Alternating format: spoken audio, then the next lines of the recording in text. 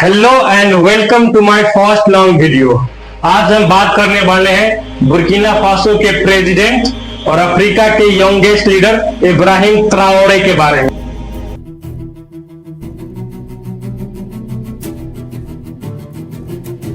आखिर कौन है इब्राहिम ट्राओरे और क्यों उनकी इतनी इंटरनेशनल लेवल पर चर्चाएं हो रही है। बुर्किना फासो अफ्रीका के सबसे गरीब कंट्री में से एक है, जो कि 1896 से लेकर 1947 तक फ्रांस का कॉलोनाइज एरिया था। बुर्किना फासो को 1960 में फ्रांस से आजादी मिलती है, जो कि बस एक महज नाम की आजादी होती है। आजादी के बाद भी दूसरे अफ्रीकन कंट्री की ही तरह बुर्किना फासो पर भी इनडायरेक्टली फ्रांस का ही कंट्रोल होता है। गवर्नमेंट में भी फ्रांस के ही चुने हुए पॉकेट लीडर्स होते थे और बुर्किना फासो के इकोनॉमिक और फॉरेन एक्सपोर्ट, खास करके गोल्ड एक्सपोर्ट पर भी फ्रांस का ही कंट्रोल होता था। इस बात का आप इससे पता लगा सकते हैं कि जिस देश का फॉरेन एक्सपोर्ट में 80% गोल्ड एक्सपोर्ट होता हो, उस देश में एक भी गोल्ड रिफाइनरी नहीं थी। सारा का सारा रॉ गोल्ड रिफाइन होने के लिए फ्रांस भेजा जाता था, जिससे कि बुर्किना फासो के आम लोगों को कोई फायदा नहीं पहुंच रहा था, जिससे कि आए दिन देश में बढ़ती गरीबी और भुखमरी के कारण आम लोगों में गुस्सा बढ़ने लगा, जिसके कारण 2010 से ही गवर्नमेंट के खिलाफ प्रोटेस्ट चालू होने लगा।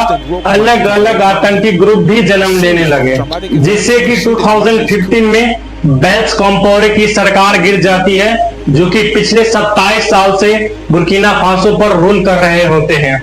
अब रॉस मार्क 53.5% वोट के साथ बुर्किना फासो के नए प्रेसिडेंट बनते हैं, जिससे कि फ्रांस का भी समर्थन हासिल होता है। पर उसके बाद भी देश के डेवलपमेंट में कोई सुधार नहीं आता है, बल्कि देश की हालत दिन प्रतिदिन और खराब होती जाती है। देश में गरीबी, भुखमरी और बेरोजगारी पहले से भी ज्यादा बढ़ जाती है, जिससे तंग आकर बुर्किना फासो की आर्मी देश में कूप कर देती है, यानी कि तख्ता पलट कर देती है और देश के नए प्रेसिडेंट बनते हैं army chief Paul Henry Damiha. On the left, head covered in a red beret, is Paul-Henri Sandaogo Damiba, the new strongman leading the coup. पर वो भी आर्मी और सिविलियन से किया हुआ वादा पूरा नहीं कर पाते हैं और आर्मी को मॉडर्न इक्विपमेंट दिलाने में नाकाम रहते हैं, जिसके कारण कुछ आर्मी के सीनियर मिलकर देश में एक और तख्ता पलट करते हैं। महज 8 महीने के बाद ही आर्मी चीफ पॉल हेनरी दमिहा को स्टेप डाउन कर दिया जाता है और सितंबर 13, 2022 को कैप्टन इब्राहिम ट्राओरे को बुर्किना फासो का नया प्रेसिडेंट बना दिया जाता है। इब्राहिम, जो कि बुर्किना फासो के एक छोटे से गांव में पैदा होते हैं, जहां हर दिन सरवाइव करने के लिए कड़ी मेहनत करना पड़ता था। इतनी मुसीबत के बावजूद इब्राहिम यंग एज में ही आर्मी ज्वाइन करने का एक बोल्ड डिसीजन लेते हैं। इब्राहिम अपने देश को एक डेवलप कंट्री बनाने का एक मिशनरी विजन लेकर एज ए सोल्जर देश को सर्व करने लगते हैं। इब्राहिम प्रेसिडेंट बनने के कुछ ही महीने बाद जनवरी 2023 को फ्रांस से डिफेंस एग्रीमेंट भी खत्म कर देता है। साथ ही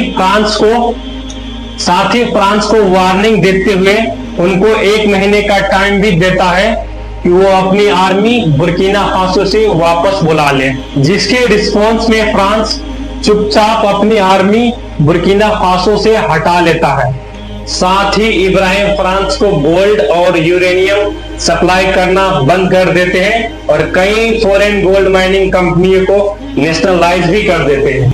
इब्राहिम रसिया के हेल्प से खुद के ही देश में एक गोल्ड रिफाइनरी सेटअप करते हैं, ताकि आम सिविलियन को रोजगार मिल सके, जिससे कि बुर्किना फासो के इकोनॉमी को फायदा हो। इब्राहिम अपने आर्मी को ताकतवर बनाने के लिए रशियन एक्सपोर्ट से ट्रेनिंग करवा रहे हैं, साथ ही चाइना से एडवांस गन और तुर्की से एडवांस ड्रोन मंगाकर अपने आर्मी को ताकतवर बनाने में लगे हुए हैं, ताकि वो अपने दुश्मनों का मुकाबला कर सके और साथ ही देश से टेररिज्म को खत्म कर सके। इब्राहिम अपने देश को एक डेवलप देश बनाने के लिए खुद से ग्राउंड लेवल पर जाकर मेहनत कर रहे हैं। इब्राहिम एक ऐसे लीडर है जो कि दूसरे लीडरों की तरह लग्जरी कार में नहीं घूमते, बल्कि एक आम से कार में ट्रैवल करते हैं और वो अपने प्रेसिडेंटल पोस्ट की सैलरी भी नहीं लेते, बल्कि अपने आर्मी चीफ पोस्ट की ही सैलरी लेते हैं। इब्राहिम अपने देश को इलेक्ट्रिसिटी प्रोवाइड करने के लिए चाइना के हेल्प से 25 मेगावाट पावर का सोलर प्लांट भी लगवाते हैं। इब्राहिम अपने देश को लेकर इतने चिंतित है कि वो IMF का $32 मिलियन का लोन लेने से इनकार कर देते हैं। उनका कहना था कि वो अपने देश को कर्ज में नहीं डालना चाहता।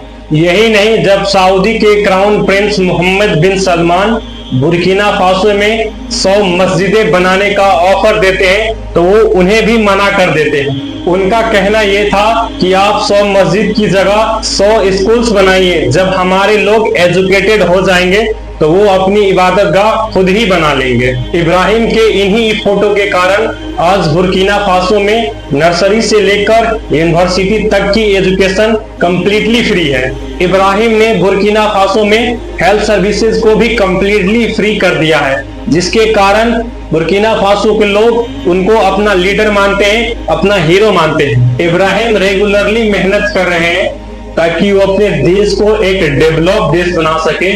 इब्राहिम की इन्हीं कामों के कारण आज पूरे दुनिया में उनका तारीफ हो रहा है। मैं आशा करता हूं कि इब्राहिम जैसे ही और लीडर अफ्रीकन कंट्रीज को मिले ताकि और African countries in western countries के गुलामी से आजाद हो और आम अफ्रीकन को अपना हक मिल सके। अब तक के लिए इतना ही।